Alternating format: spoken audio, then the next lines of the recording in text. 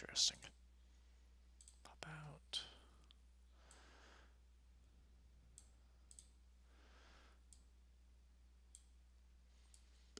Okay, chat will be over there. Okay. Now, I believe first question is everything running right? I don't know why I'm saying it like I am.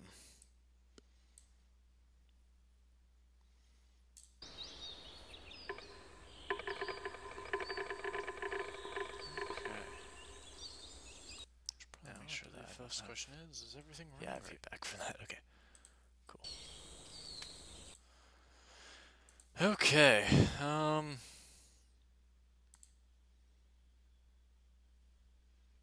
believe everything's set up title-wise, right? Yeah, okay, cool.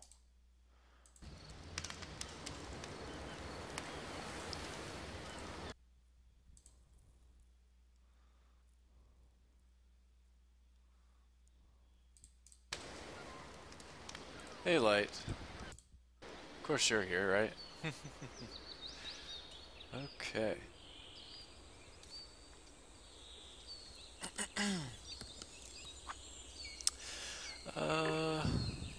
Hopefully it should run right. Everything seems to be moving at a fine rate, so. I don't think I have anything else to close. Okay.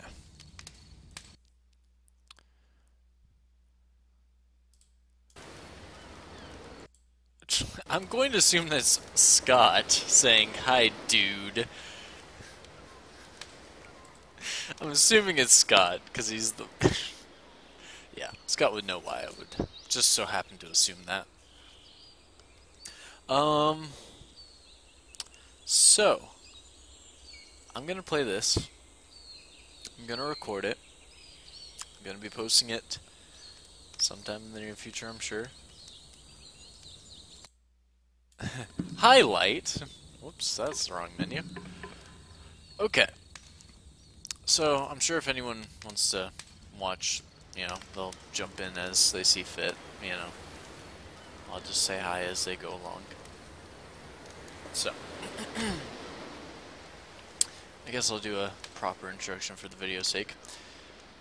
Hey guys, so, it's Dylan here, and today I am playing The Beginner's Guide. It's a new game that recently came out, and it's apparently made by the same people who made the Stanley Parable, and I love the Stanley Parables, so I figured, you know what, this looks like a good game because of that. Also, because it actually did look like a very, very interesting game from what I saw. But then again, I don't know if it's actually going to be, I don't know, I'm expecting to hurt my brain like the Stanley Parable does. Oh, Light didn't hear my explanation of that. Okay. Well, anyway, I am streaming this, and then I'm recording it as well, so I guess I'll go ahead and begin the game. Let's hope that everything runs well. Please make sure audio is on. Nope, I don't hear birds chirping or anything. Nope. Controls, WASD, and click. Okay, easy enough.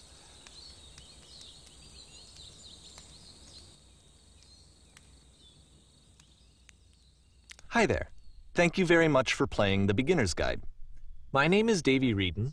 I wrote The Stanley Parable, and while that game tells a pretty absurd story, today I'm going to tell you about a series of events that happened between 2008 and 2011. We're going to look at the games made by a friend of mine named Coda. Now, these games mean a lot to me. I met Coda in early 2009 at a time when I was really struggling with some personal stuff, and his work pointed me in a very powerful direction. I found it to be a good reference point for the kinds of creative works that I wanted to make. So just to start you off, this is, I think, the first game he ever made. It's a level for Counter-Strike. You can walk around here, by the way. And mostly it's just Coda learning the basics of building a 3D environment. But what I like is that even though he starts from the simple aesthetic of a desert town, he then scatters these colorful abstract blobs and impossible floating crates around the level. And of course, it destroys the illusion that this actually is a desert town, and instead this level becomes a kind of calling card from its creator. It's like a reminder that this video game was constructed by a real person. And it kind of makes you wonder, what was going through his head as he was building this? This is what I like about all of Coda's games. I mean, not that they're all fascinating as games, but that they are all going to give us access to their creator. I want us to see past the games themselves. I want to get to know who this human being really is. And that's exactly what we're going to do here. So, it's 2008, Coda starts making these games, and he never releases any of them. He doesn't put them onto the internet, he just makes them and then immediately abandons them, and they sit on his computer forever. And I think he really understood this image of himself as a recluse. At one point, he jokingly renamed his computer's recycling bin to Important Games Folder. So, you know, this was just how he worked. He tended to crank them out one after the other without even really pausing to try to understand what he had just made, until suddenly one day, he just stopped. In 2011, that was it. He made his last game, and then he hasn't made another one since. And that's why I've taken this opportunity to gather all of his work together, is because I find his games powerful and interesting, and I'd like this collection to reach him, to maybe encourage him to start creating again. And if the people like you who play this also happen to find his work interesting, then I'm sure it'll just send that much stronger of a message of encouragement to Coda. So thanks for joining me on this. If you have a particular interpretation that I haven't mentioned here, or if you just need to get in touch, you can email me at daveywreden@gmail.com. Okay, that's about it for introduction. Let's take a look at Coda's first proper game. As each game is loading, I'll show you the date that it was completed. This first one was made in November 2008. This looks like this is going to be very, very interesting. Okay, I'm in a white room. Okay. Well, I have a gun now. Whisper machine active. This game is called Escape from Whisper, and it's one of the more generic games you'll see from Coda. Okay.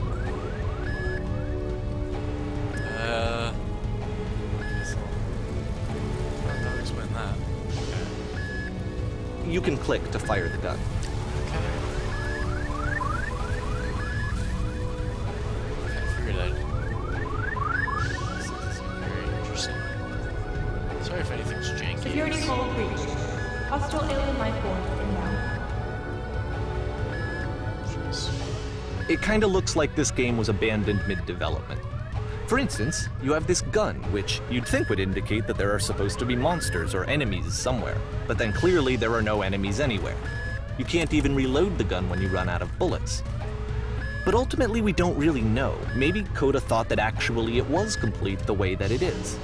And I think that we should talk about his games for what they are, rather than for what they're not. Okay, well, I'm out of bullets. Enemy force neutralized. Begin ship evacuation. Okay. I love how you can see the bottom of the universe from this room. Oh yeah, the bottom of the universe. Makes sense.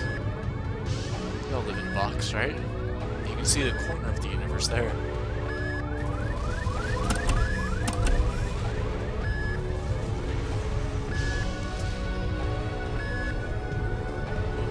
Apparently the space station has a labyrinth on it. Sure, I don't know. Yeah. There's really no reason for it that I've ever been able to discern, so in the interest of time, I'm just gonna skip you on past it. Oh, okay. Cool. Thanks. Or, if you'd really like to solve the labyrinth, you're welcome to do that too. No, I'm good. I'm good. I'm not gonna do that.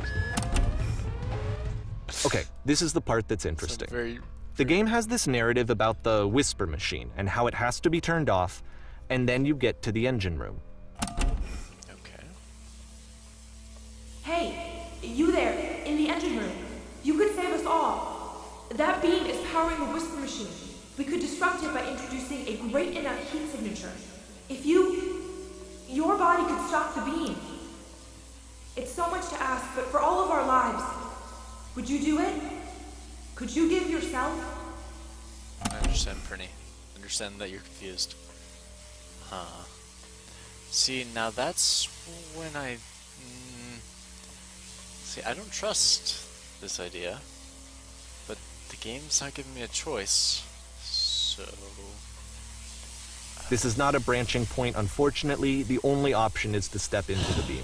Okay, I understand. Let me pause here for a second.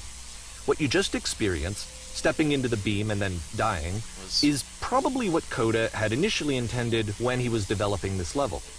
But when he first compiles and plays it, something goes wrong. There's a bug somewhere. And this is what happens instead. You go back.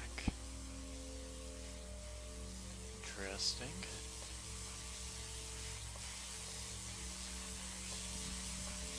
Okay.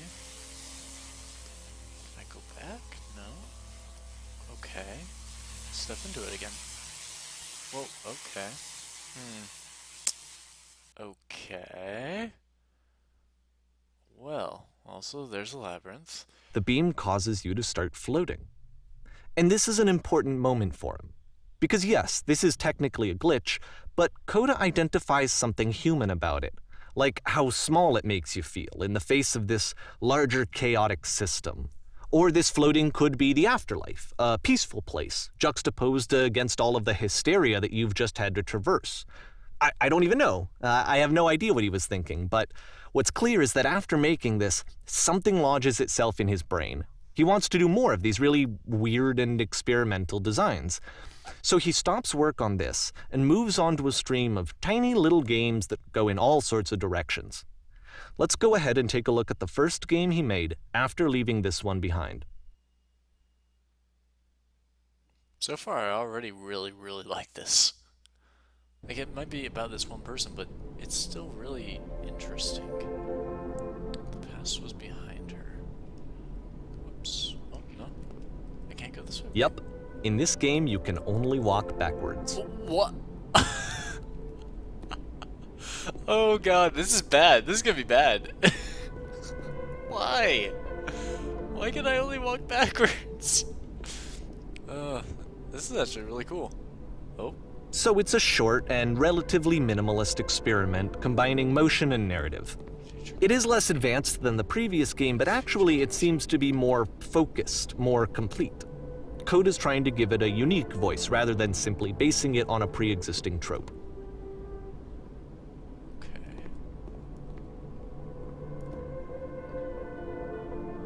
When she stops and looks, it becomes clear. Red moon. The future is always behind her. How will she find the strength?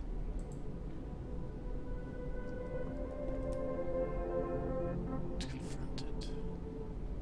It's a short little thought, it says what it wants to say, and then it ends. Didn't need anything more than that. That was still very Which to me interesting. is why it works, because it gets out quick. Okay, next one. Oh my, I don't like this idea. Oh god. Okay. You are now entering. Again, another sign, please. Thank you. Okay. And that's it. Okay, the meaning of this game won't be clear just yet. Please be patient with me for a few more games, and I promise you'll see what makes it interesting. Okay. Sure. Oftentimes, Coda would put bizarre titles like this one at the start of his games. Okay. Nonsense. I wish I'd known him at the time that he was making these early games. He would really only talk to me about his work as he was making it. Once he stopped work on a game, like, that was it. It was dead to him. And I don't agree with that at all, but what are you gonna do?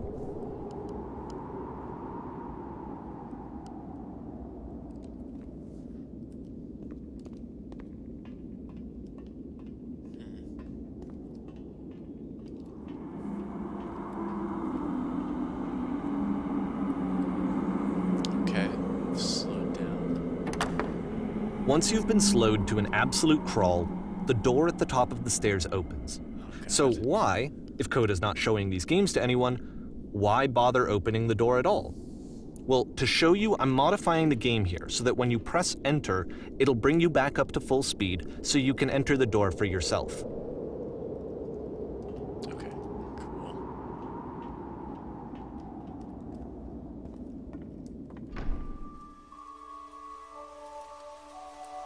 Oh, dear God. Okay.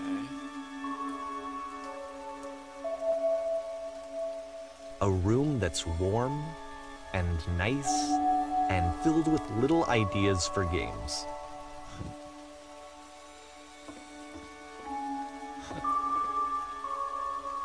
Coda would often tell me that he didn't mind if people thought of him as cold or distant. He said that he knew that he was actually a vibrant and compassionate person, but that it takes time to really see that. It can be a very slow climb to get there.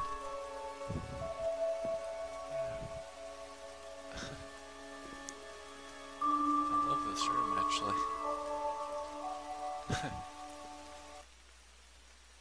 That made me really... It was really cool.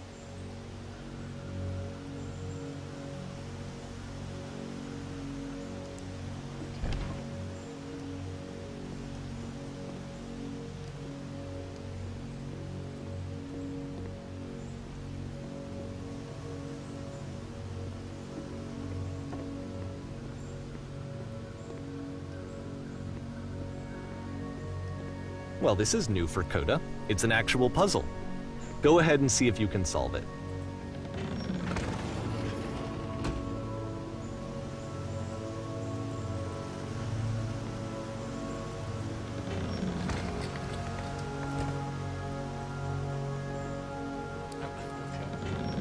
Don't forget that solution, because we're going to see this puzzle again soon.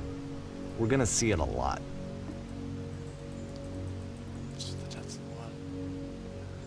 Hey, what's up, Rabble?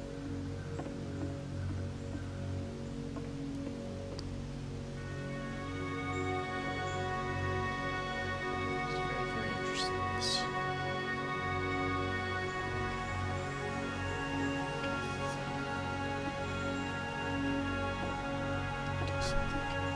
So that seems to be it, right? Okay. You walk down a corridor, you solve a puzzle, you get to the end. Simple enough. All right. Now I'm going to modify the game again so that when you press enter, it'll remove all of the walls from this room. Pitt, I'm playing a game that recently came out, made by the same people who made the Stanley Parable, called The Beginner's Guide. It's very interesting.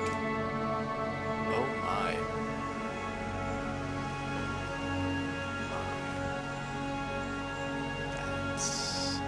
How about that? There was more to it than we had any way of knowing. I actually find it funny that this game comes after the Stairs game, since they essentially convey the opposite idea.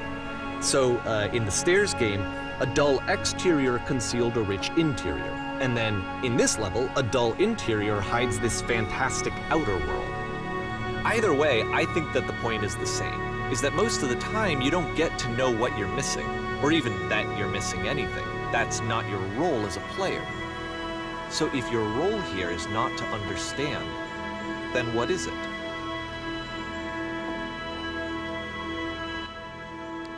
If it's not to understand, then it's to imagine.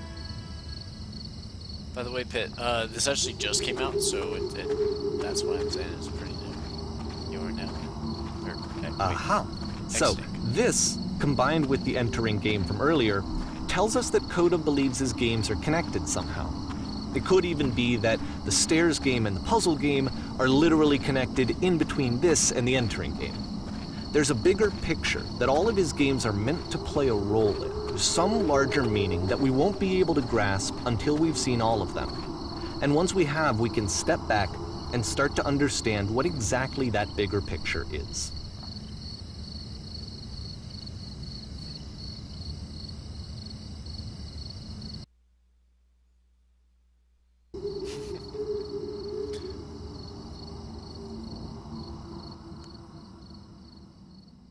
And lovely descent.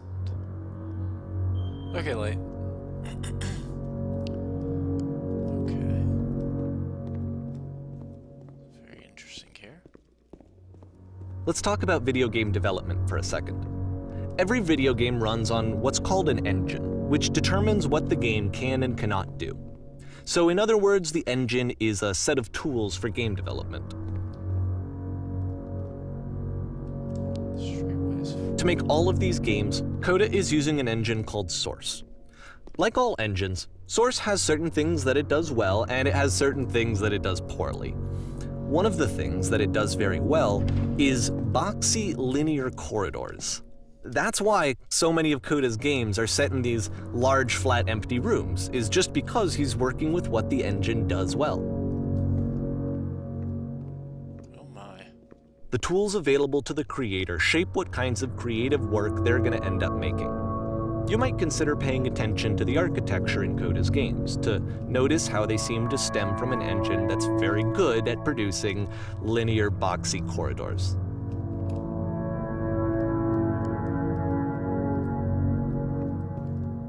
Imagine trying to go through all that without falling. You're welcome, Pit.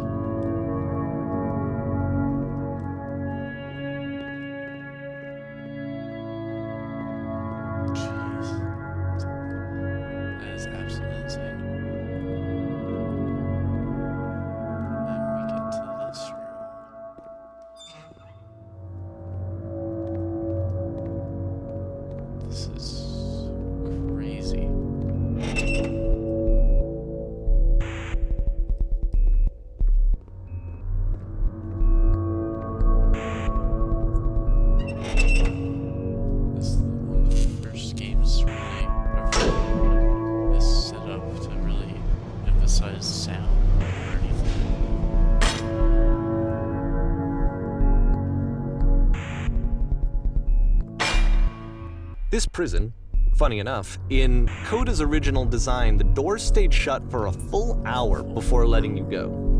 If you don't mind, I think we're gonna skip that.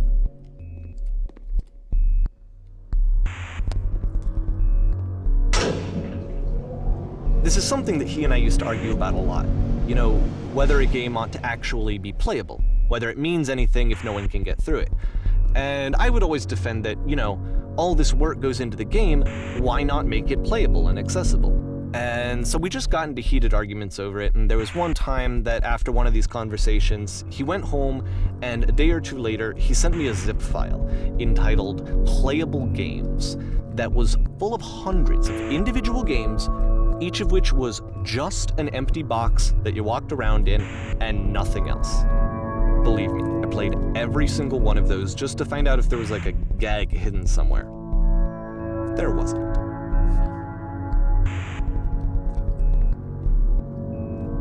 Coda's an interesting man. I'll give him that.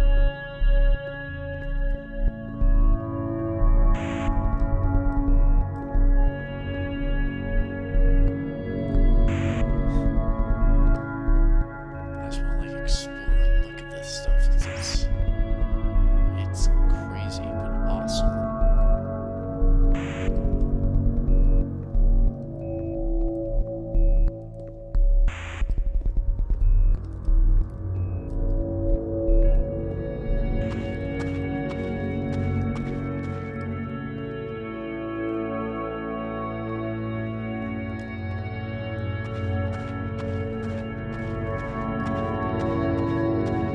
It's the puzzle again, with the exact same solution as the last time.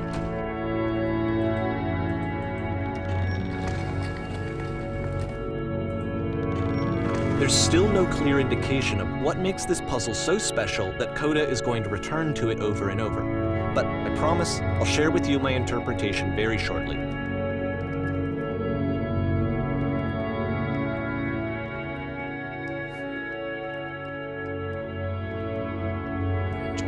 Actually, this was very, very interesting.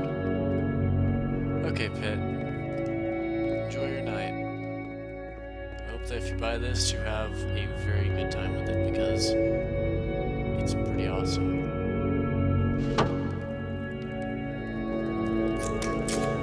You there? Did you come from up above? Here, Coda begins using a kind of dialogue system that he fashioned out of the engine's chat capabilities. Use the 1, 2, 3 buttons on your keyboard to respond.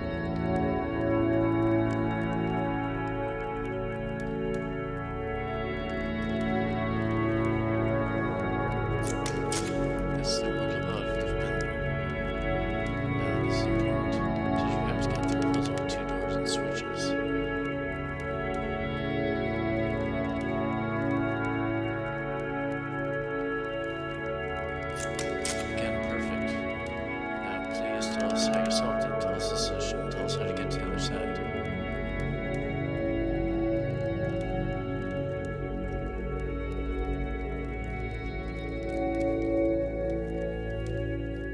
Okay, like, no, but I do. We do. We need to get there. Do you understand that it is the most important thing in the world? We have to escape this prison. There must be an ending. I promise you that there's nothing.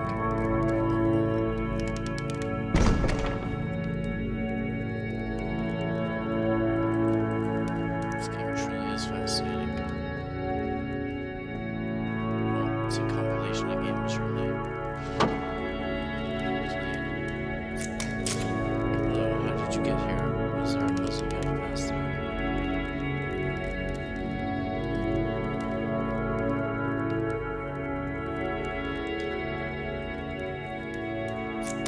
This is going to see the puzzle sometimes. They're meant to be solved. You can sit in the black space in the middle.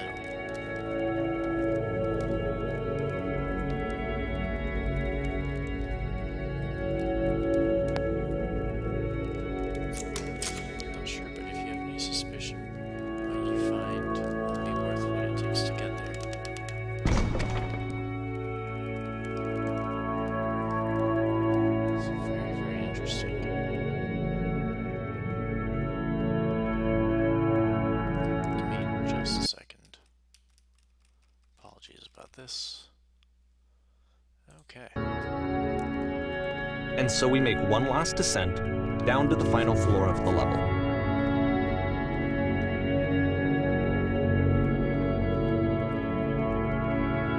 This was probably the most in-depth so far.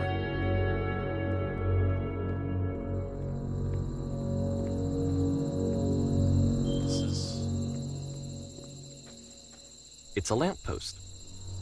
Okay, I can't tell you quite why, but for some reason, Coda fixates on this lamppost. It's going to appear at the end of every single one of his games from here on out. I'll tell you what I think.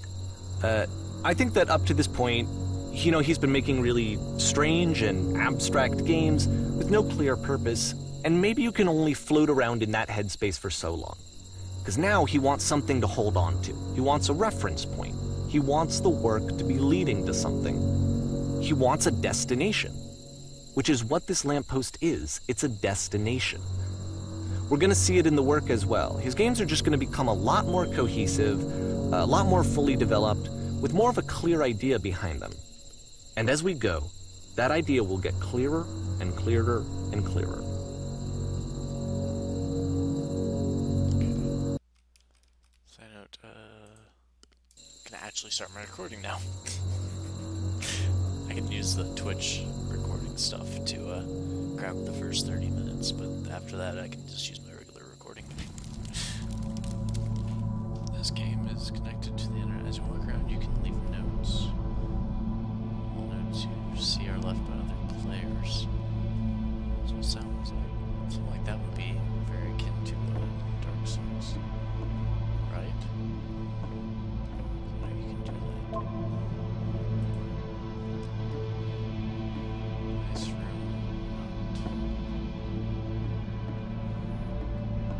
So first off, I'm sure you can deduce this, but this game is not connected to the internet. All of the notes that you're going to see have been written by Coda. This was actually the first game of his that I ever played. This was shortly after I met him at a weekend game jam in Sacramento, where I grew up. I saw him working on this very level, and it was just so different from anything that anyone else was doing. So right away I was like, I have to be friends with this person. In retrospect, I think I was probably a bit too pushy, trying to get his attention. I was over-enthusiastic. But he was very gracious about it and very patient with me.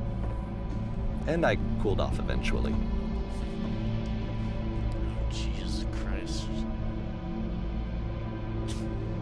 Left all those.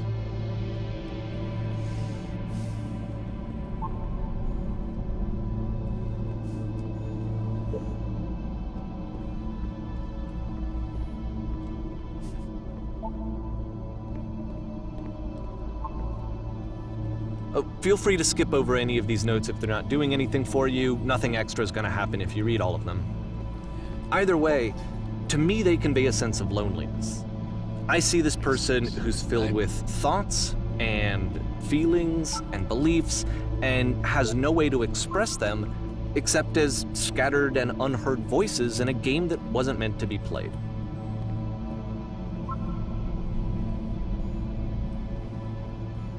But it's ironic, isn't it, that in playing this game and seeing how alone Coda often felt, that we get to know him better and actually kind of connect with him.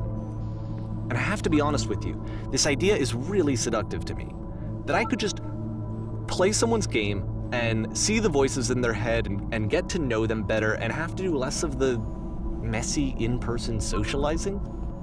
I could just get to know you through your work. I think this is why I always liked Coda's games so much, is because it felt like they let me have that connection.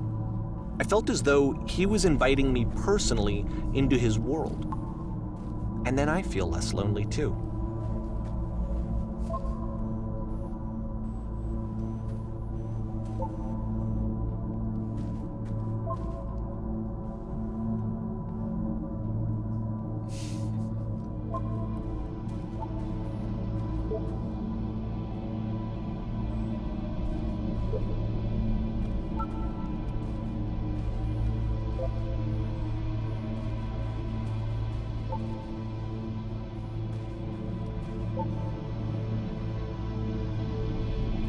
This is really, really not insane, but just, I don't know, there's so much to this.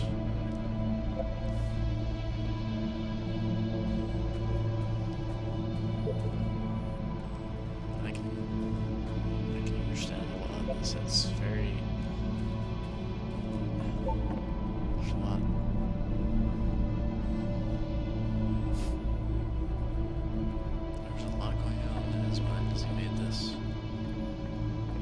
I can't tell you, but man.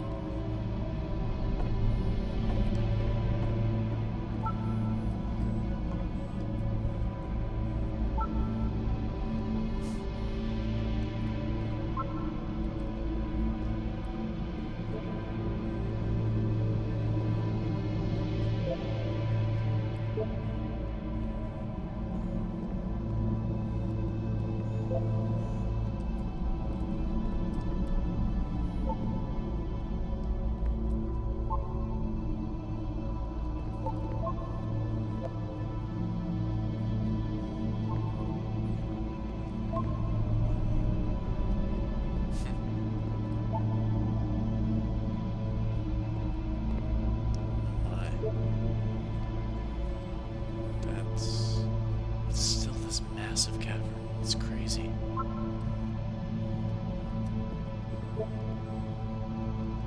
I'm gonna walk past some of these because there's a lot. Oh my, this is... Man, I would love to spend time to read all these, but...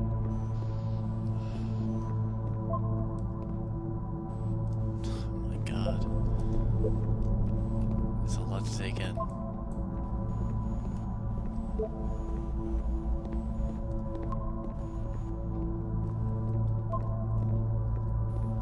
I don't even know where to go. That's the thing.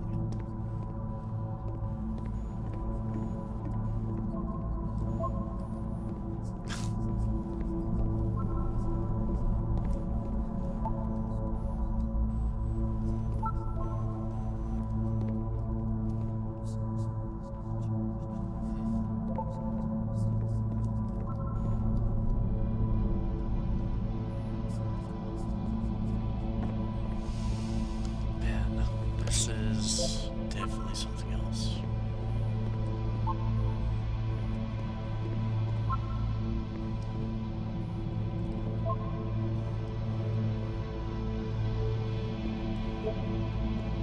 At the end of this level, we're going to see the puzzle again.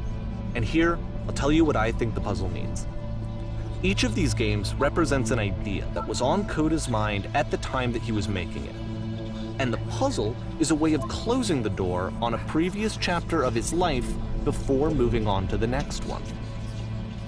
In each of his games, after exploring a theme that, he might find difficult, Coda can then place this puzzle that he knows has a reliable solution, he understands exactly how it works, and so it gives him a simple mechanism for moving on.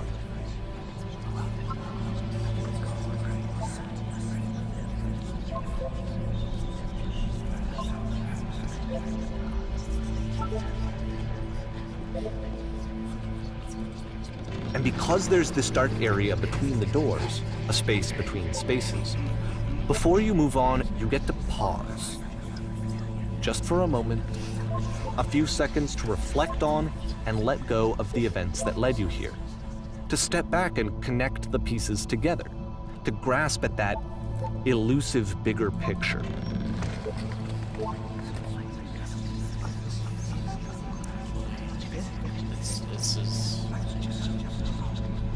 It's a lot. It's a lot.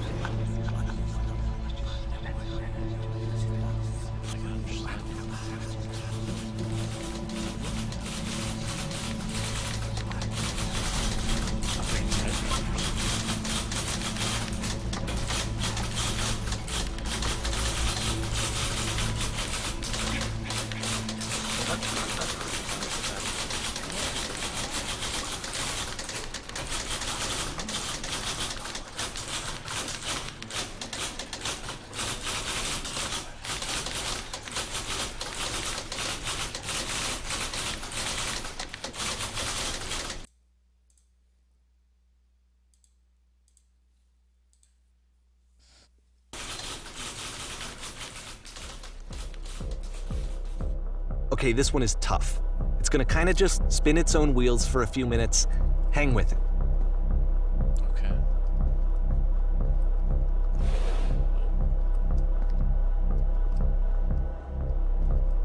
But I wanna stare at the well for a few minutes. Okay, good. Okay. So just let this do its thing.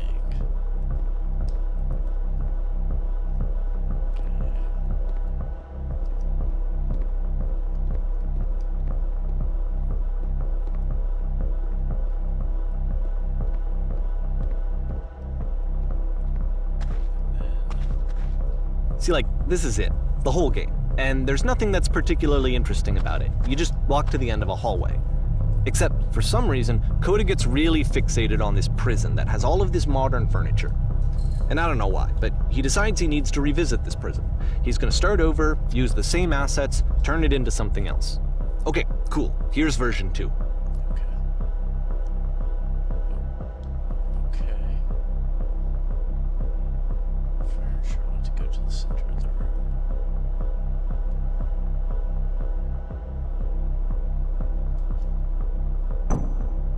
That's not a giant hole in the ground.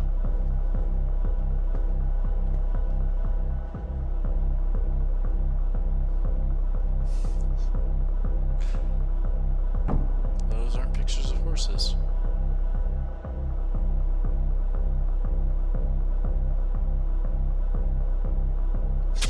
I like Tesla coils. That's not a Tesla coil. There is a table.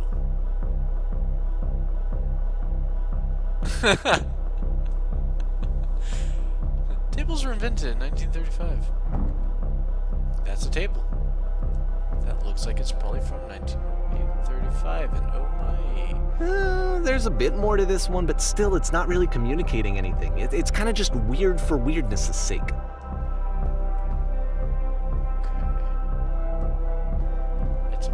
So, okay, he throws it out and starts over. This time he comes at the prison idea from a different direction.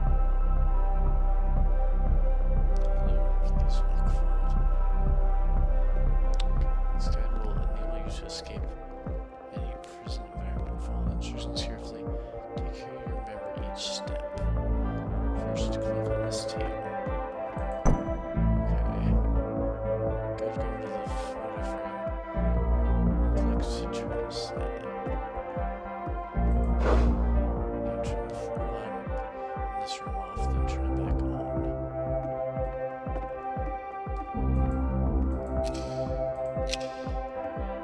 Go to the left side sofa, move it over a little. Finally touch the shelves. That's it. A real prison escape will now open. Return to the start to be taken back to your prison.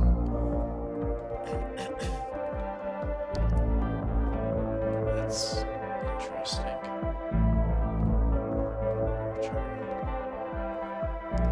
Okay.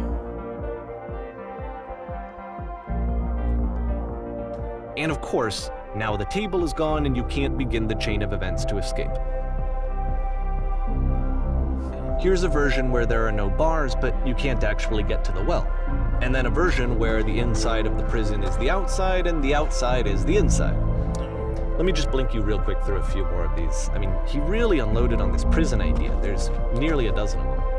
Personally, I think it's awful to watch this, to see a person basically unraveling through their work. And for what? Like, at what point do you just go, maybe there are game ideas other than this prison that I could be working on? But Coda doesn't have that voice telling you to stop, that particular mechanism of defense against yourself. Without it, you just spiral. And so he keeps going and going and going and going and going, and then he hits on something. And he likes it. And that's it. He's done. He stops making prisons. Okay. This is the very last version of the prison game that he created. And the reason I think it works is that the prison is not actually in it.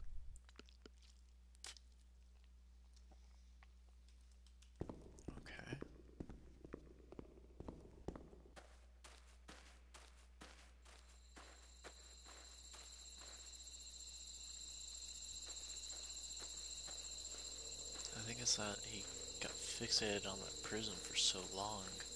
It was like his own mind was the prison, in a way. I don't know.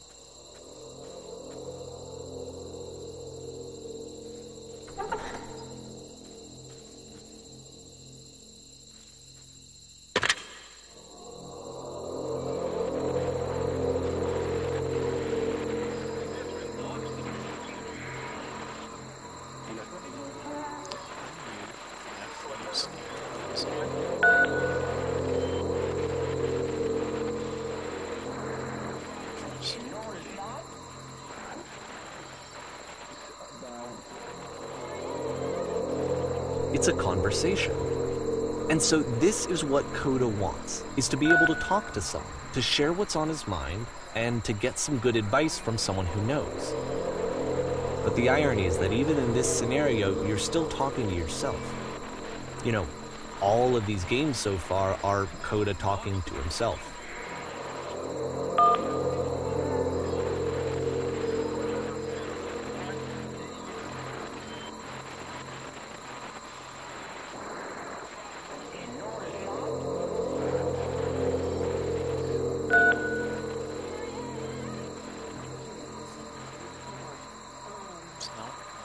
It's not the worst thing.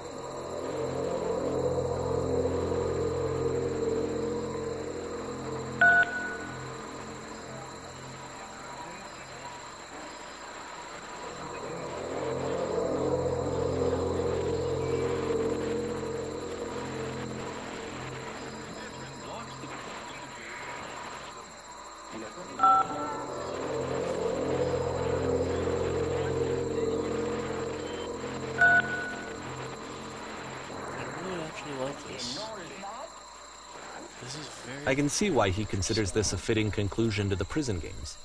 After all of the obsession and frustration, just to be told by someone you can trust that things are going to be okay. Wouldn't that be nice? It really would.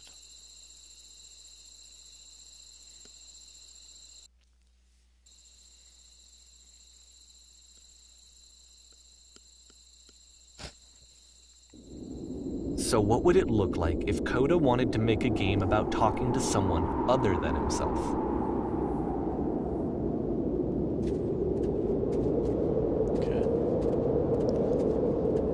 To me, this environment is meant to represent Coda's puzzle, with the 2 doors on either side and a dark transitional space between.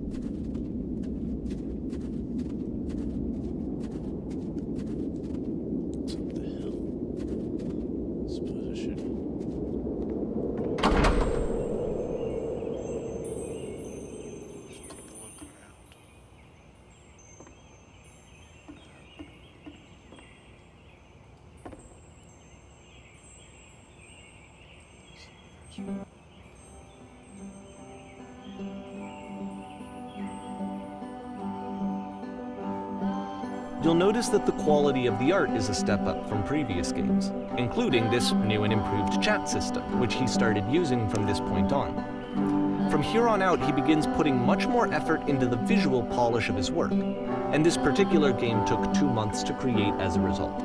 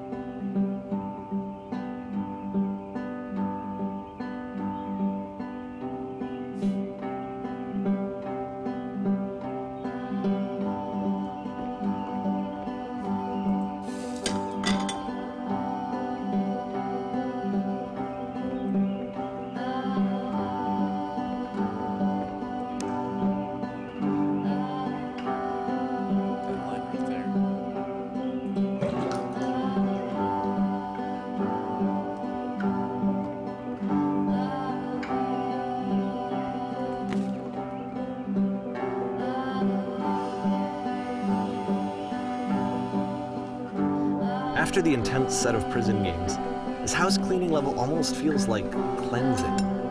It's the moment after a particularly difficult or traumatic experience where you just need to let it sit and digest inside of you, and eventually cohere into something meaningful.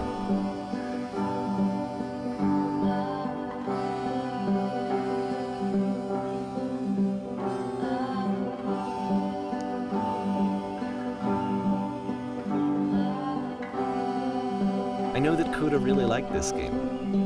Of all of his work, actually, this was the only one that he called me up to ask me to come over and look at it. This was during a period of a few months where he was, like, grossly happy all the time, just walked around with a constant smile on his face.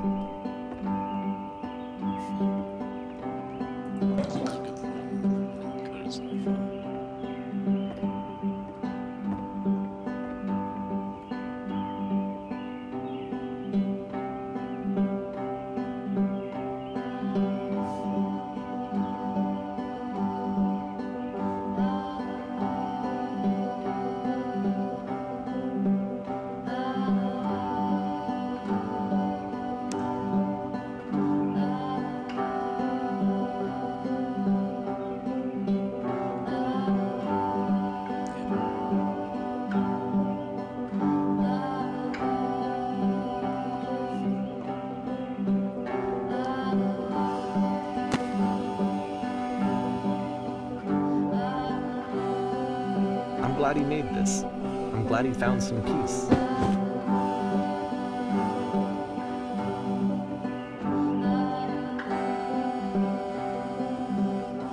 But, of course, it can't last. The music stops, your companion is gone, it's time to leave. The door at the top of the hill is now open as well. Again, You can't stay in the dark space for too long. You just can't. You have to keep moving. It's how you stay alive.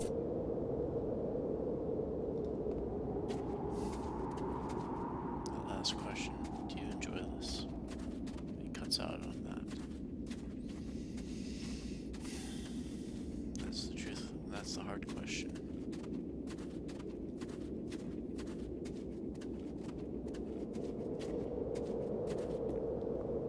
This is actually very, very interesting, very insightful. Which is the whole point of the puzzle doors, right? That sooner or later you have to pick up and move. I really thought that was the point of it. Says that as though he's not sure. Something changed. This one gets a bit goofy. Okay. I can deal with it.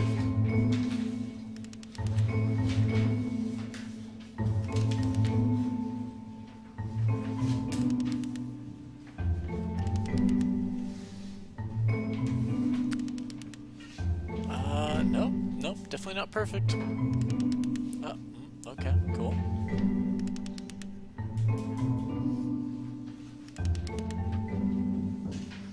It's never true.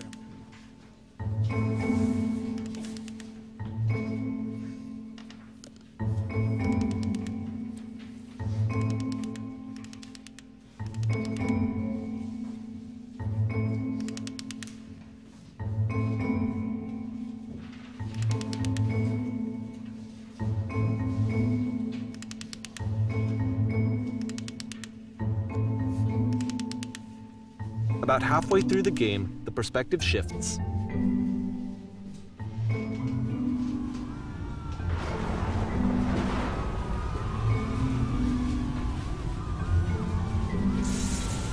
And you play as the teacher. And suddenly, you discover that your teacher is just as bigoted and afraid as you are. Oh, and also you can move around the classroom now. Oh. Okay, well, I shall lecture everything from, wherever I wish. I'm gonna exit through the doors, I lecture. Guess I can only choose the answers then. I really want to just look into that vortex a little bit.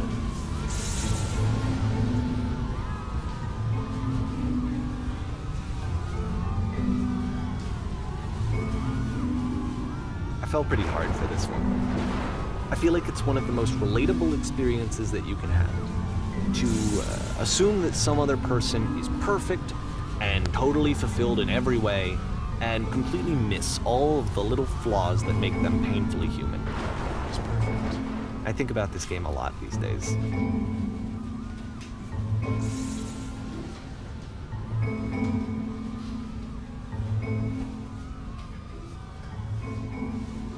Still got a whole, like, 2 years of this game left. This one took a lot longer than all the others for Coda to make. It was 4 months between this and the last one. That's twice as long as it took him to make any other game before this, and it's not like it's particularly complex, so I remember I found that a little strange at the time. No. No, it wouldn't be strange if it's... It depends on what it means, you know? Depends on what you want it to mean.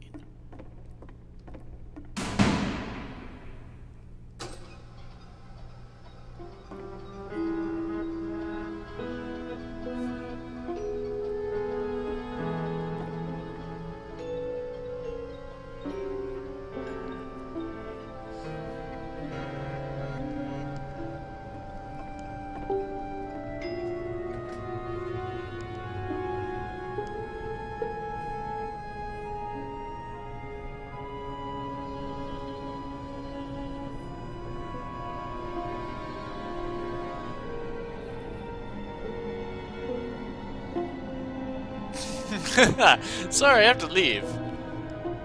Say hello. I wanted to say.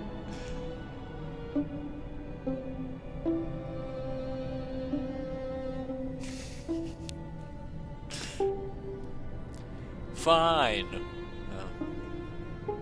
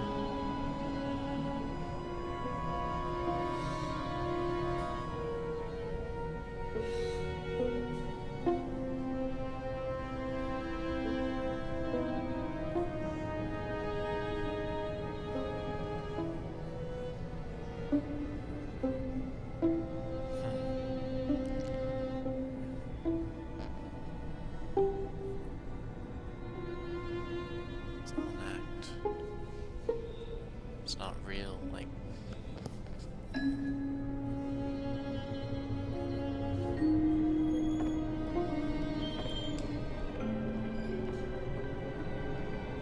Once again, it's that pursuit of perfection.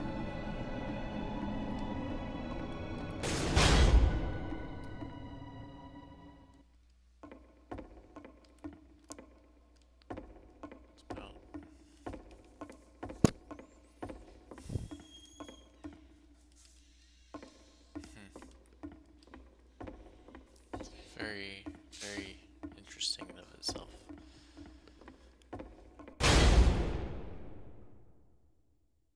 The game ends with this eerie premonition of what's going to happen next in Coda's life. The solution to social anxiety, to fears of having to perform and having to chase success, the answer for Coda is to withdraw, to hide himself away. Which is what leads to scenarios like the stairs that slowed you down several games ago, where it just becomes harder and harder to access Coda's inner landscape because he keeps retreating. He just keeps backing away from possible connections to anyone other than himself. And to be honest, I didn't consider it very healthy when I first played this game. You know, it looked to me like he was trying to justify the idea of just disconnecting yourself from the world. And that wasn't what I wanted for him or for his games. Because I feel like a lot of his games are inviting me to connect with this person, to bring him closer. Hey, Dana. But what can you do? After this, Coda went off and took another 5 months to make a new game.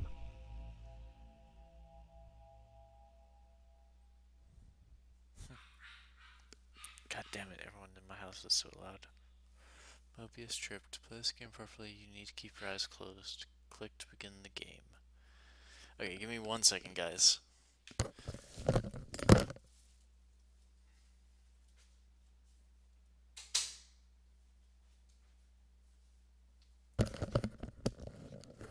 Okay, so I guess for the hell of it, I'm going to do what the game says. I'm going to keep my eyes closed, okay? You guys will see what's going on, and I'll go back and watch the recording of what's going on, but I'll keep my eyes closed just for the hell of it.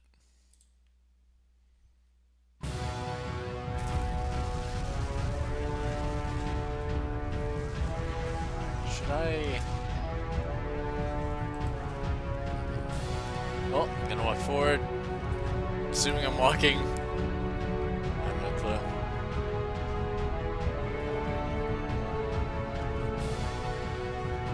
I don't know what I'm doing. I hear explosions, I think. I bet I'm just like sitting in place. Nothing's happening.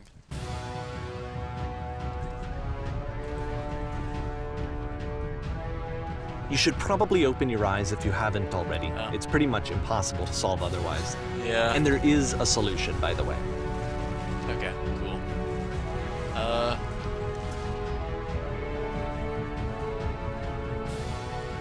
Yeah, it's definitely more raw motion. Oh.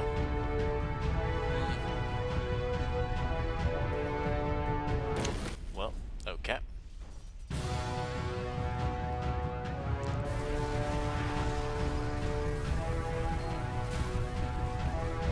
Everyone's blind, okay.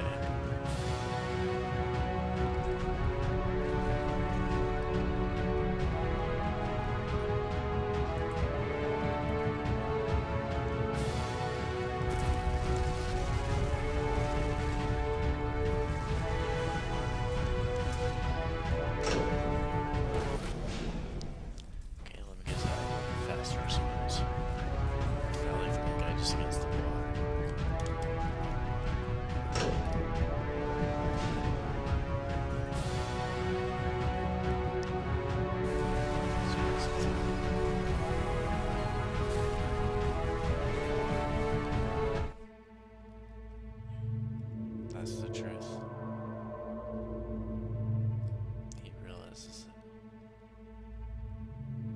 it. Like I said, I was getting concerned. First off, he's never been this explicit in his work about exactly what he's thinking. So where's that coming from? But then even weirder, his work has potentially stopped being an outlet for him.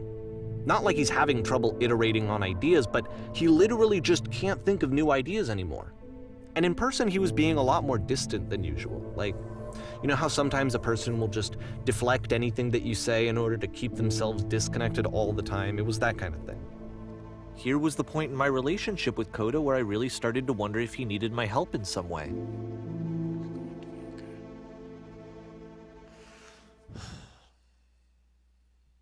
His games are going to get more desperate from here on out. After this game, it's almost 6 months before he finishes something new. I can only imagine how much you must have scrapped in that time. And it's like scrapped in a way that no one will ever get to see it.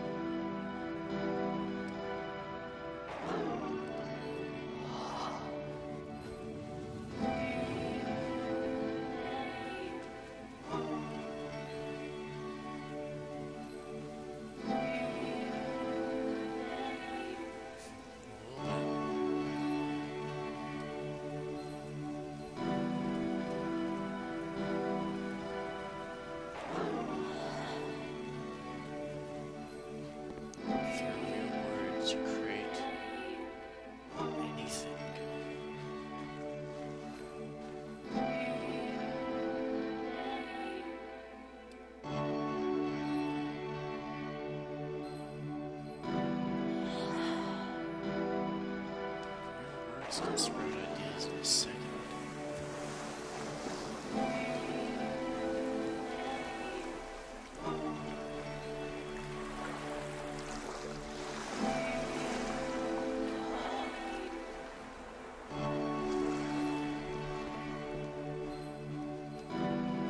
If the last game featured Coda talking explicitly about his creative frustrations, this one turns it up to 11.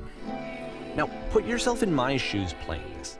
Here's a friend whose work is exhibiting signs of struggle, frustration, anxiety, depression, even. And yet, still, he keeps making games. He keeps throwing himself into the grinder even when he clearly doesn't have the energy for it anymore. Why? What is it for? That's what he's trying to figure out.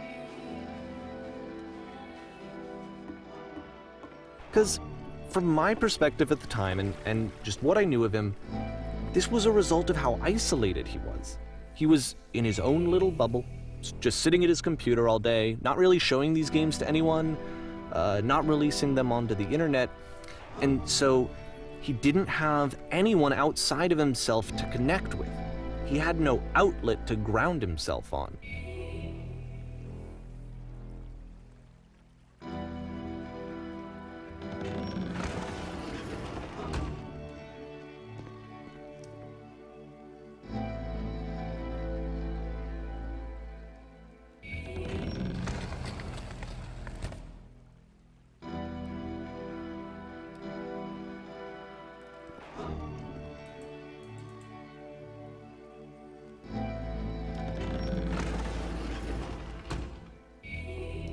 You can't talk yourself out of loneliness.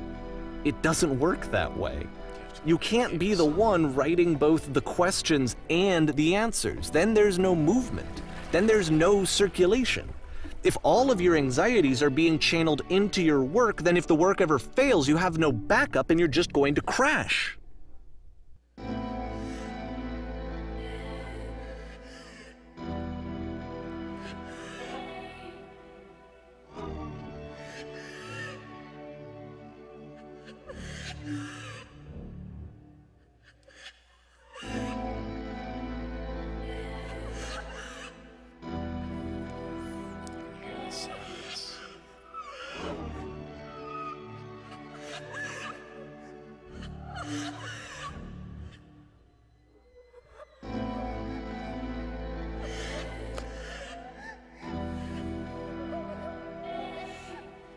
true.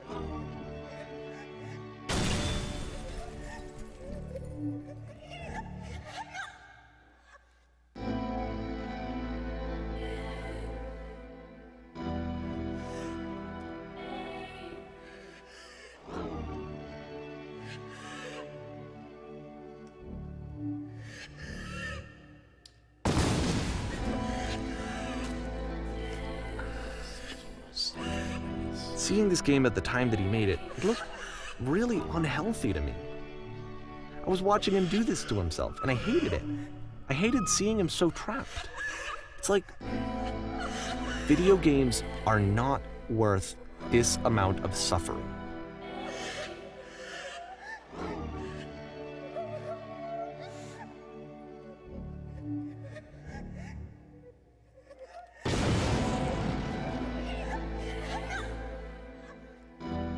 This is someone I really cared about.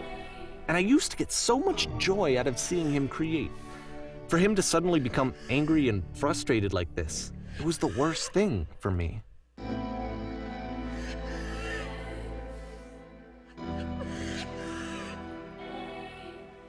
He's trying to convince himself that it will work. But saying these things will make it true, and it's not.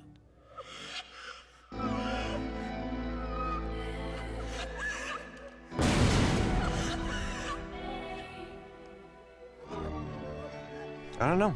This is what I felt at the time. I don't know how else to explain it.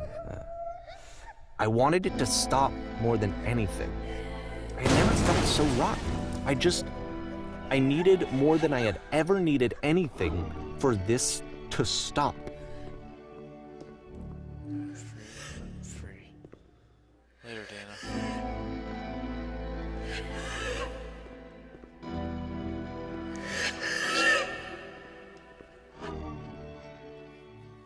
But it didn't stop. After finishing this one, Coda takes another 7 months and comes up with a new game.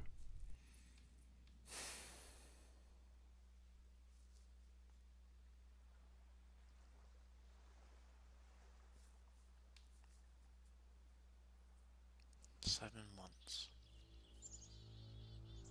Machine. He figures something out.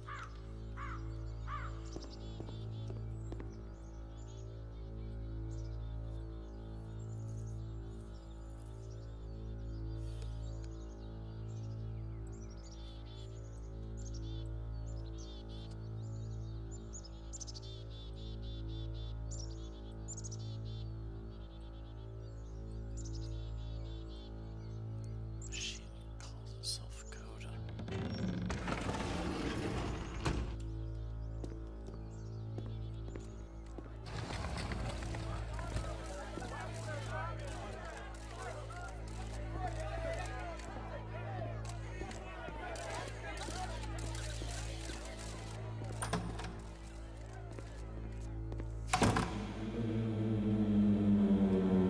And of course, it's the machine.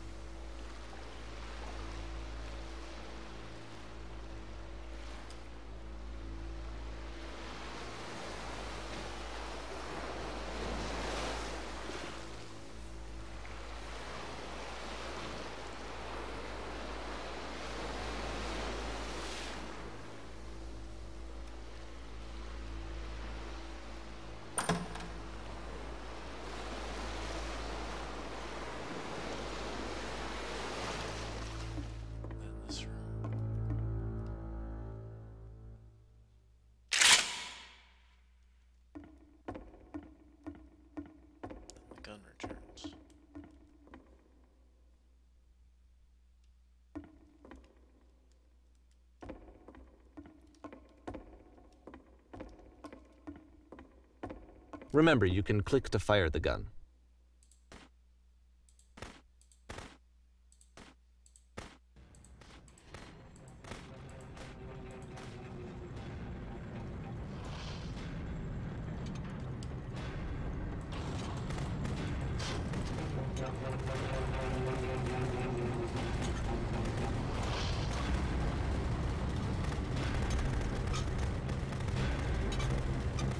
So now the work is becoming self-destructive. And I'll tell you, at the time that I first played this game, shortly after he made it, here's what I'm thinking to myself. I'm thinking that Coda's stuck in his own head, and that it's having a very negative effect on him, and that all he needs to do is just start showing his work to people, to get some actual feedback on his games. It might get him out of isolation. And so, as I'm thinking this, I realized that I could be the one to initiate it. Because it would never occur to Coda to start actively soliciting feedback, so what if I did it for it? If he could see the difference it would make to have more actual conversations with other human beings, would that bring him out of his mental spiral? Would it give him confidence in himself? Would it bring meaning back into his work?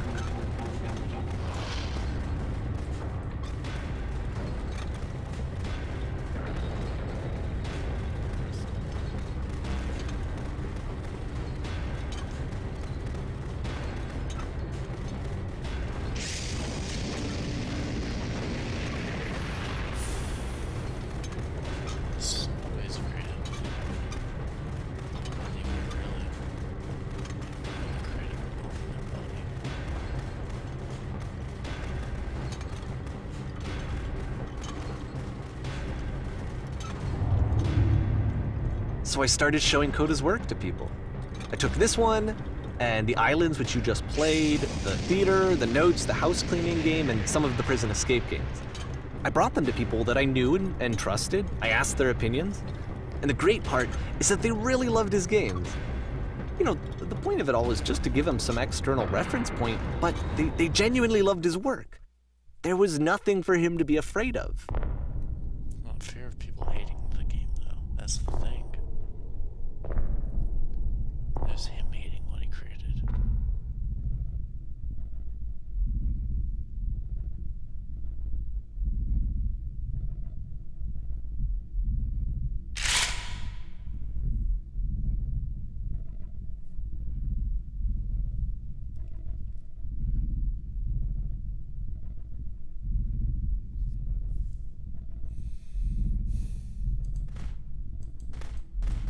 Can you see why I felt like this was the right thing to do?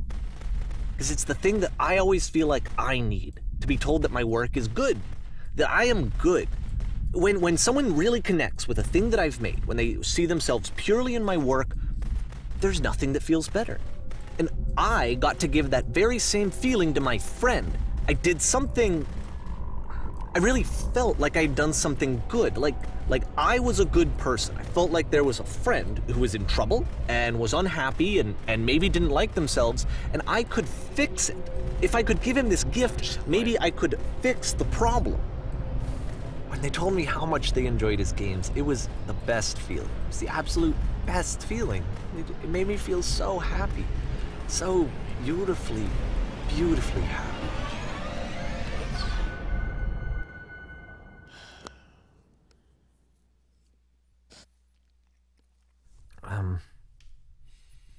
So anyway, Coda finishes this game, and then really he just kind of takes off for a while. So this is June of 2011, and I didn't hear anything from him for several weeks, I guess. And so out of nowhere, one day I get an email, and it's got a private link to a new game of Coda's. This one is called The Tower, and to my knowledge, it's the last game that Coda ever made. So let's take a look.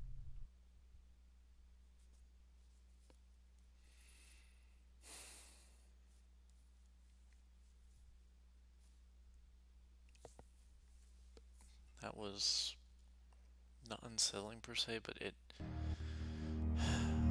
definitely pulls on you. So here we are. See that he's definitely pulled some previous And this is where I have trouble saying anything meaningful about Coda's work. Because more than anything else, the tower just feels distant. It feels like it's trying to distance itself from the world. It's a very cold game.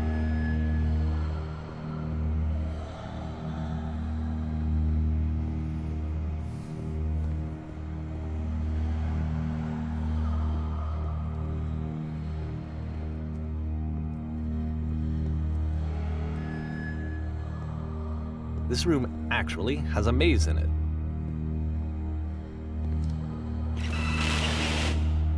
Except that all the walls of the maze are invisible. And then every time you touch one of the walls, there's this awful flashing and noise, so the experience is really miserable. The game goes beyond not being meant to be played, it actually seems to despise the player for trying to play it at all.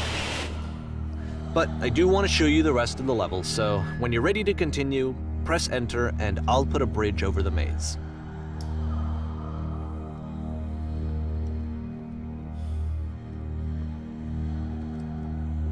Just the sounds in this maze is...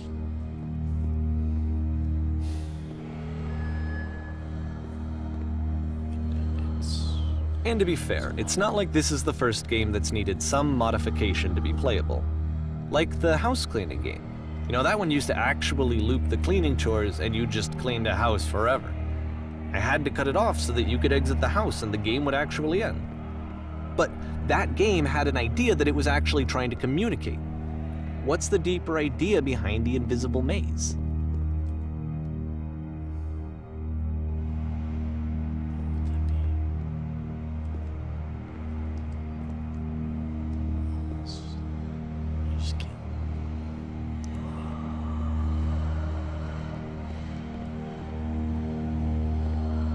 The only way past this challenge is to randomly guess the 6-digit code. Like the invisible maze, it's frustrating to me, because it's the opposite of everything else that Coda has made. It doesn't encourage thought or engagement. It doesn't ask anything of me, except a lot of my time. If I could have reached him during this time, then maybe I could have asked him, but I couldn't. I still don't really understand why this is here. I'll put the code on the ground for you here, though, so that we can move on.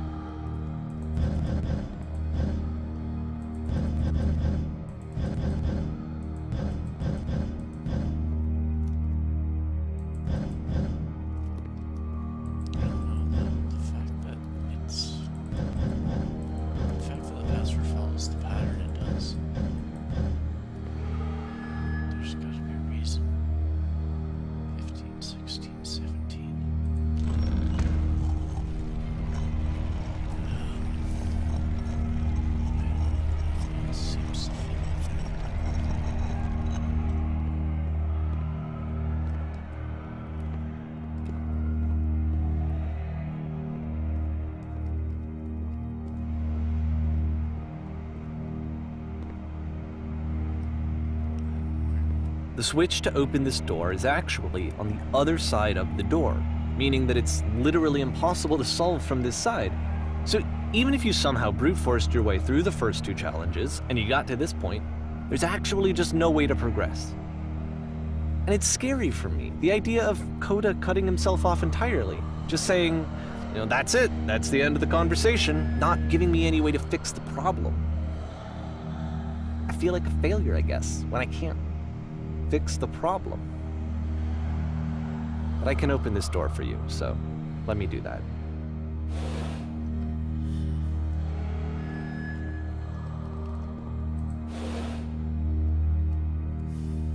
Was I a failure for not understanding this game? I don't know why I would be. It's not like everything needs to have a solution, but I feel it somehow.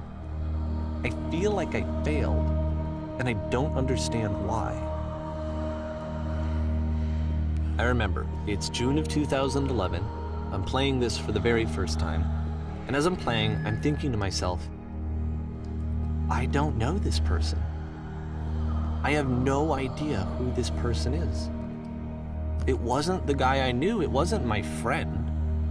I had come to so many conclusions from looking at all of his work up to this point, and then suddenly none of them...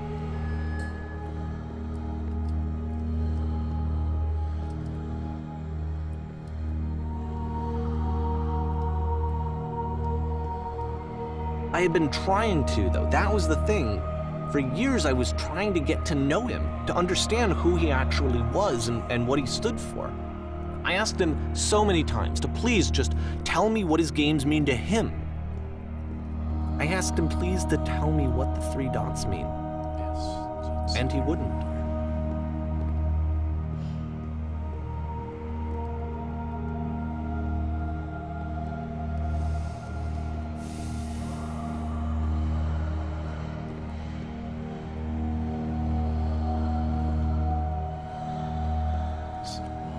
I just felt so strongly that if I could have connected with him, that if I could have somehow made his work my own, that I would finally be once and for all happy. It was that I needed to see myself in someone else. I needed to be someone other than me. You can't force But he stopped and left, and it felt somehow like I had failed.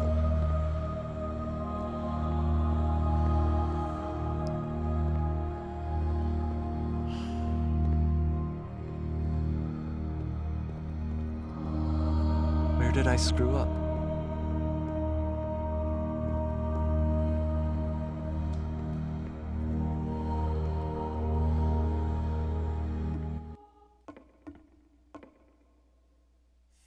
I'm the reason that you stopped making games, aren't I?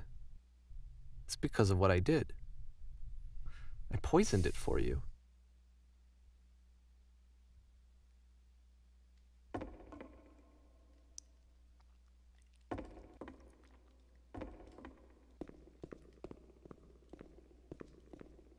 I don't think I ever told you this, but when I took your work and I was showing it to people, it actually felt... It felt as though I were responsible for something important and valuable.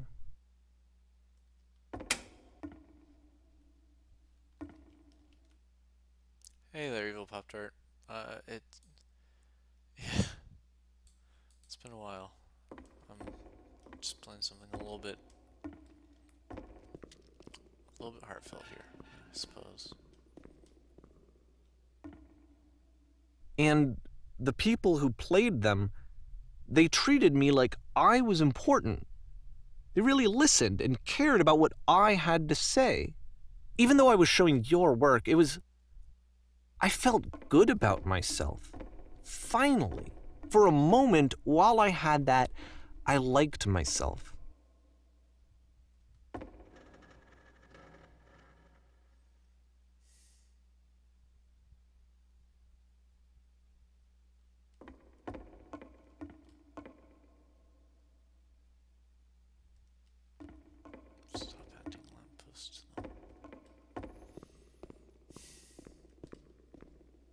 And then you stopped, and I didn't have anything left to show people. I just had to be with myself. And as soon as that happened, there was no feeling at all. Nothing. Less than nothing. What does that mean?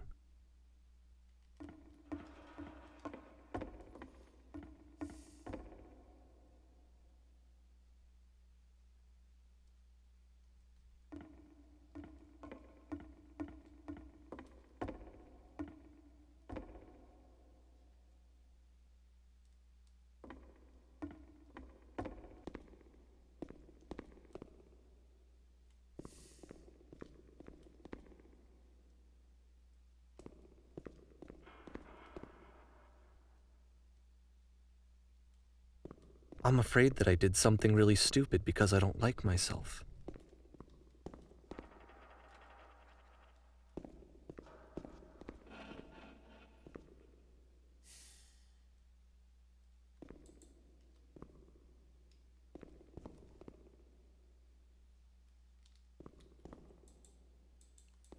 This time,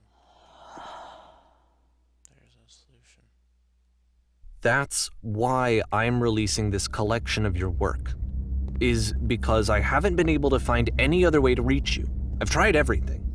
And so a part of me has hope that if I put this compilation out into the world, and if I put my name on it, that maybe enough people will play it so that it'll find its way to you, so that I can tell you that I'm sorry.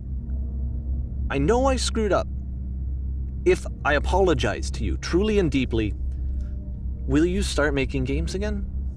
Please, I need to feel okay with myself again, and I always felt okay as long as I had your work to see myself in.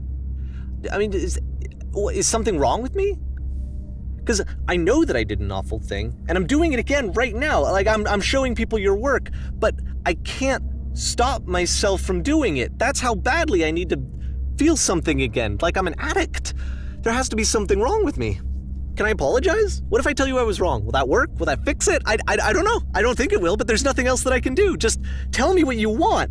I'm sorry. I'm sorry. Please, start making games again. Please help me. Please give me some of whatever it is that makes you complete. I want whatever that wholeness is that you just summoned out of nothing and you put into your work. You were complete in some way that I never was. And I want to know how to be a good person. I want to know how not to hate myself. Please. I'm fading, and all I want is to know that I'm going to be okay.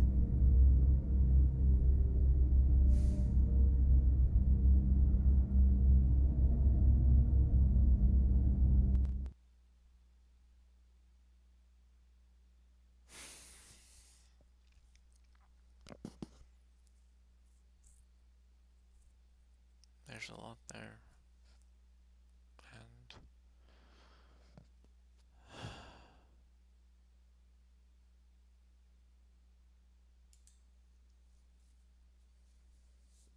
epilogue.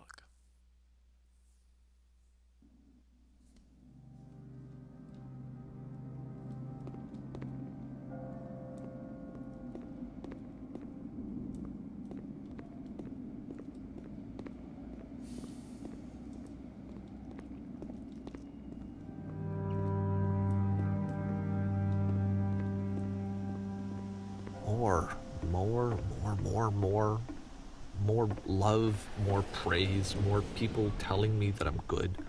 Always more. It's like a disease.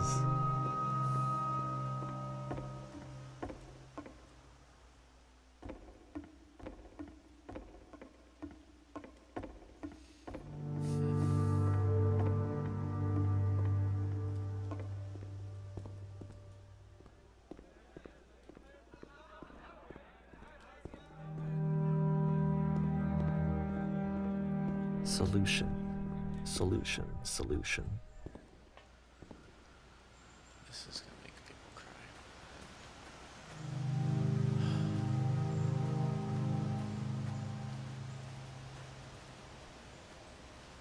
I guess if someone had told me ahead of time that he just really enjoyed making prison games, maybe I wouldn't have thought he was so desperate. I wouldn't have told so many people that he was depressed. Maybe he just likes making prisons.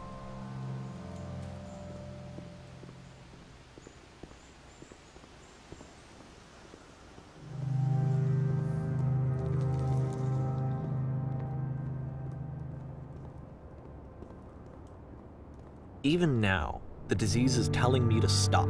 Don't show people what a shitty person you are. They'll hate you.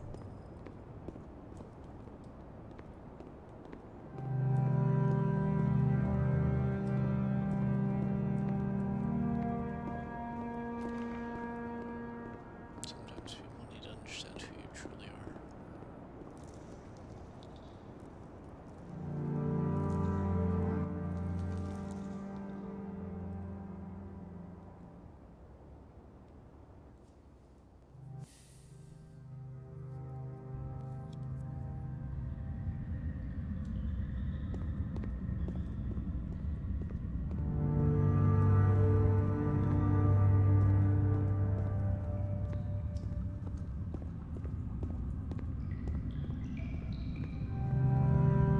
If I knew that my life depended on finding something to be driven by other than validation, what would that even be?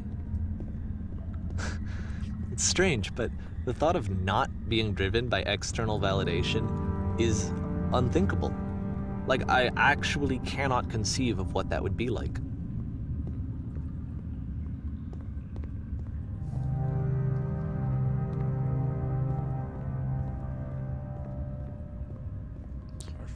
See it.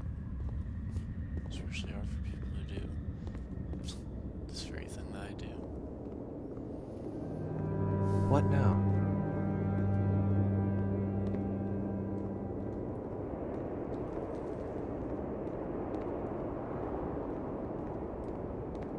think I need to go. And I'm sorry, because I know that I said that I would be here and I would walk you through this, but I'm starting to feel like I have a lot of work to do. I have a lot that I need to make up for, and so I'm just gonna... Okay.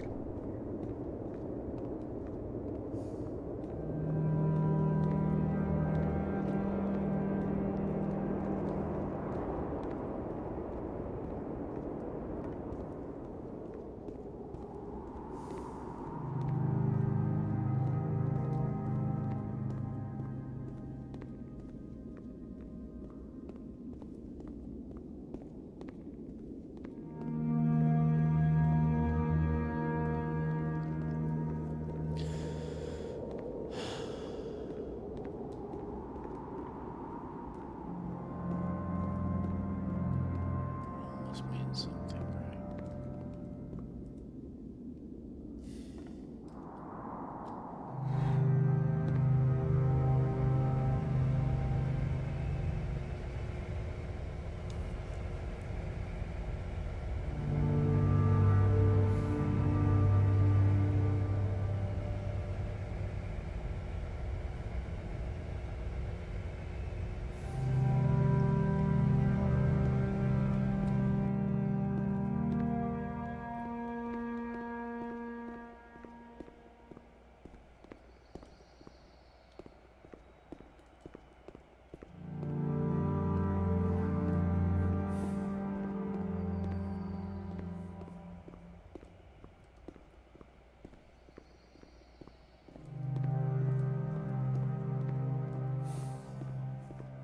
I know it just sounds like me breathing right now, but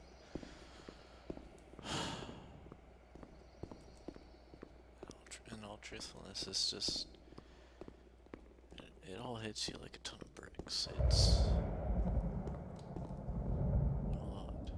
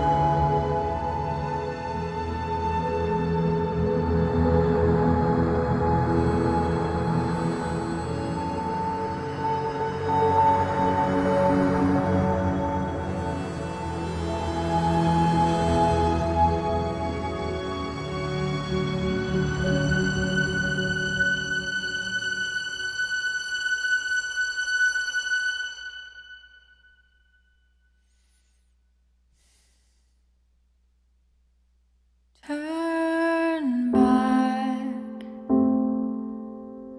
turn back from this cave. You said, let me prove that I'm brave, let me keep going. But the cave goes for miles and miles and miles.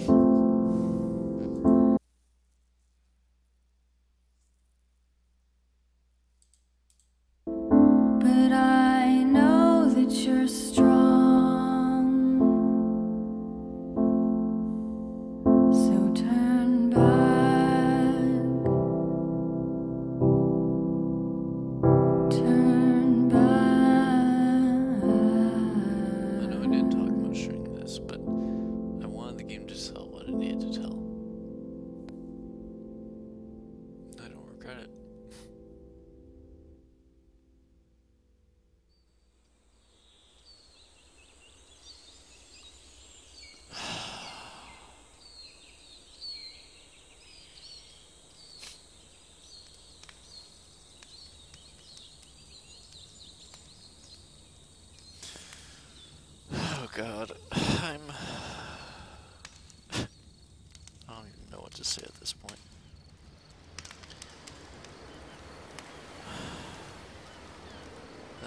was a truly exhausting experience going through that.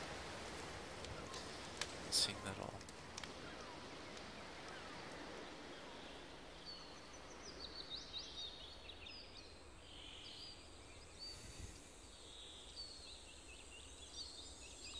I don't even know where to go from here.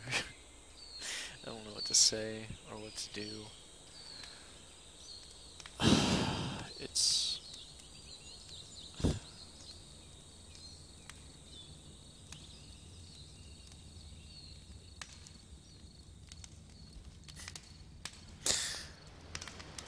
I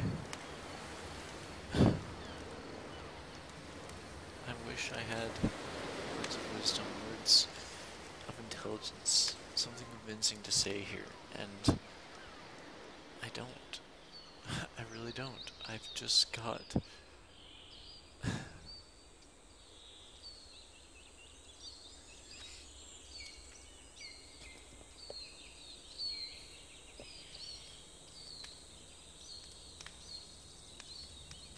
Do what you do because you want to, not for validation, not because others want to, just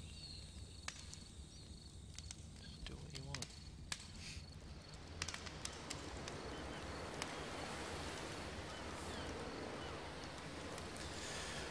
I need to go and let this all sit a bit, you know? But thank you guys for watching. I hope I need to put this out in full. I cannot break this up into parts. Because if you miss anything, you miss a lot. I know it's a long video, but this needs to be watched. It really does.